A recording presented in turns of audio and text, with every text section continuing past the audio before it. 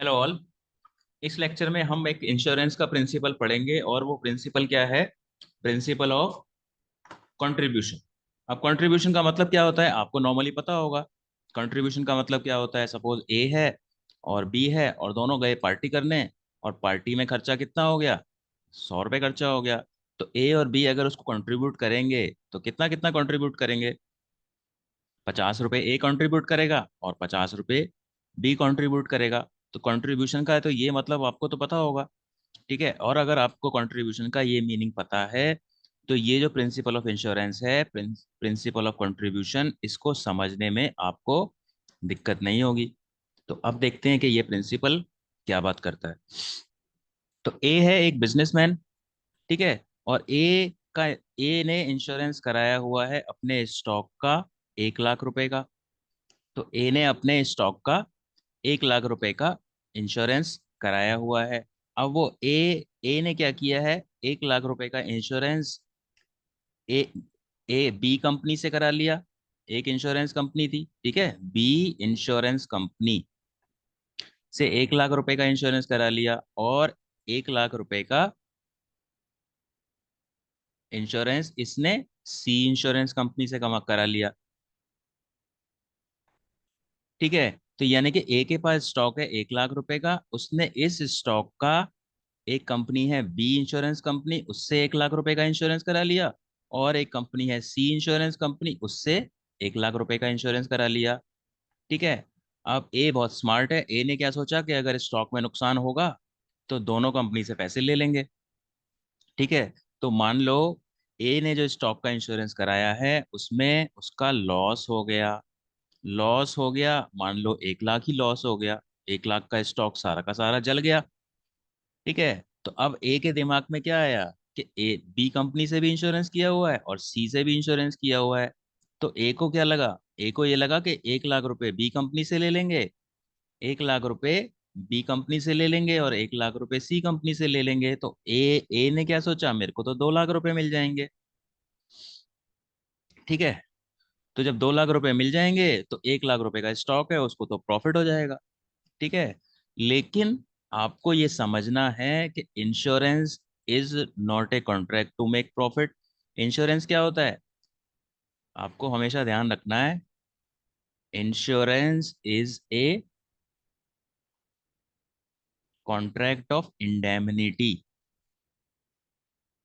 Indemnity का मतलब आपकी नुकसान की भरपाई के लिए इंश्योरेंस होती है, and it is not a contract of profit. Not a contract of profit या फिर not a contract to make profit. ठीक है, तो अब इस केस में क्या होगा? ठीक है, ए ने क्या सोचा कि 1 लाख रुपए एक कंपनी से ले लेंगे और 1 लाख रुपए दूसरी कंपनी से ले लेंगे।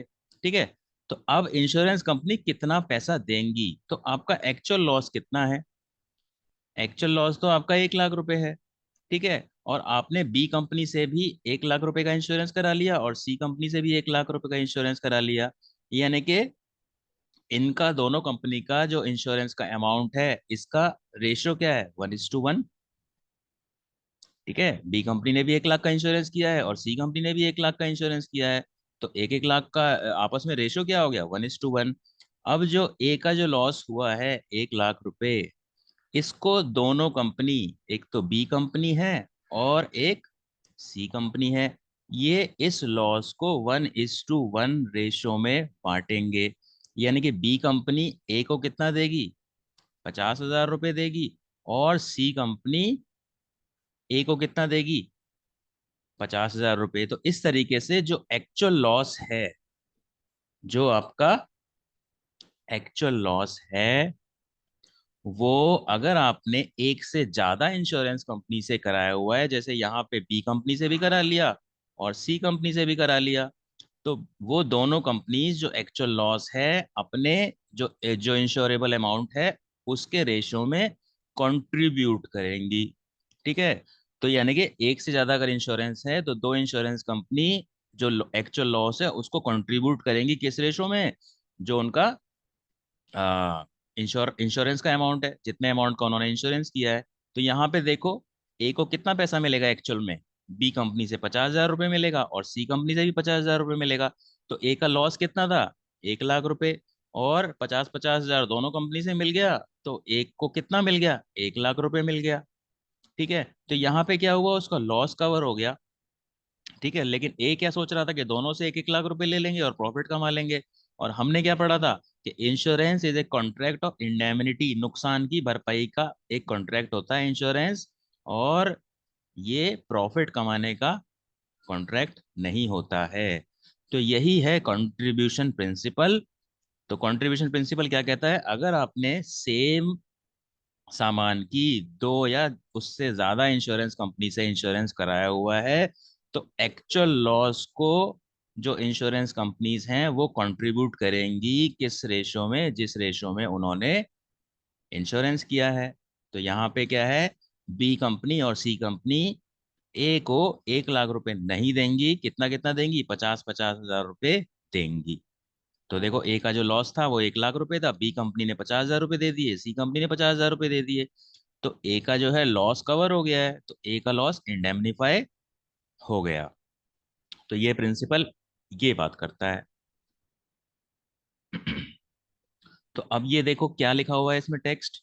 According to this principle in case of double insurance, अगर आपने डबल इंश्योरेंस कराया है, डबल इंश्योरेंस का मतलब क्या है?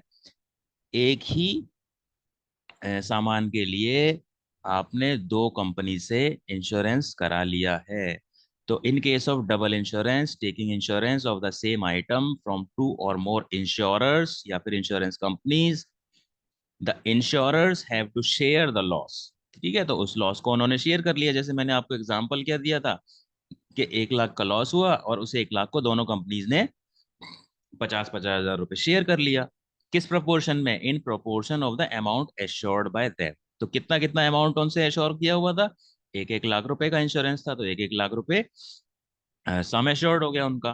ठीक है, तो in case of two policies of the same product, the insured can not recover the amount more than the value of the property. तो जितने का सामान है उससे ज्यादा का आप अमाउंट कैसे रिकवर कर दोगे इंश्योरेंस कंपनी से? फिर तो आपको प्रॉफिट हो जाएगा, और इंश्योरेंस क्या है? एक प्रॉफिट का कॉन्ट्रैक्ट नहीं है। ठीक है, तो जैसे कि वो सोच रहा था कि उसने 1 लाख रुपए के सामान का दो कंपनी से 1-1 लाख रुपए का इंश्योरेंस करा लिया, 2 लाख का इंश्योरेंस करा लिया।